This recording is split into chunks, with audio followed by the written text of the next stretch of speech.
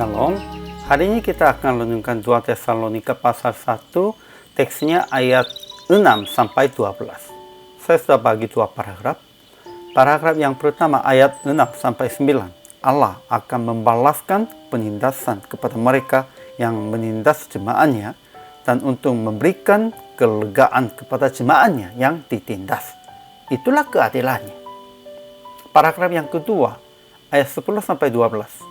Pada hari Yesus datang, ia akan dimuliakan di antara orang-orang kudusnya dan jemaatnya di dalam dia.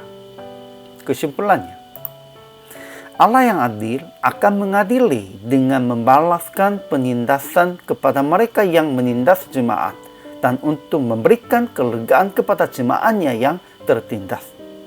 Inilah keadilan Tuhan.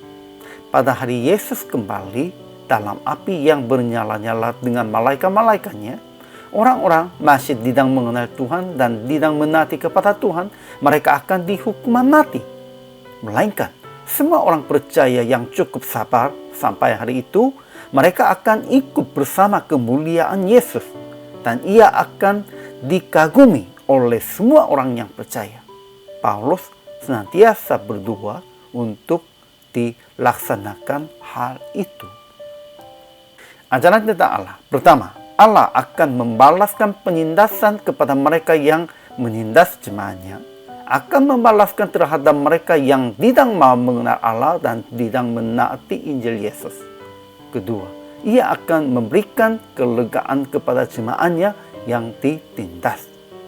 Ketiga, Tuhan Yesus akan menyatakan dirinya dari surga bersama-sama dengan malaikat-malaikatnya dalam kuasanya di dalam api yang bernyala-nyala. Ajaran tentang manusianya. Pertama, mengadakan pembalasan terhadap mereka yang tidak mau mengenal Allah dan tidak menaati Injil Yesus Tuhan kita. Kedua, Paulus senantiasa berdoa untuk jemaat Tesalonika supaya Allah menganggap mereka layak bagi panggilannya dan dengan kekuatannya menyempurnakan kehendak mereka untuk berbuat baik dan menyempurnakan segala pekerjaan iman mereka.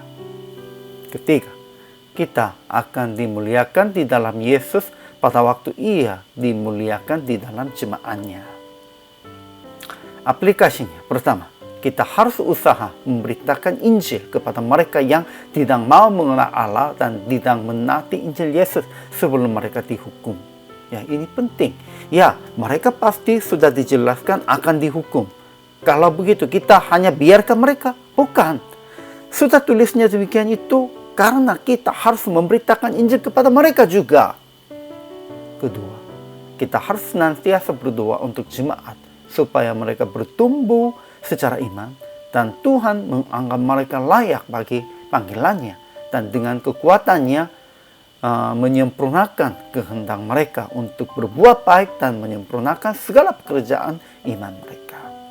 Ya, memang mereka juga usahakan, namun jemaat sendiri tidak cukup kekuatannya.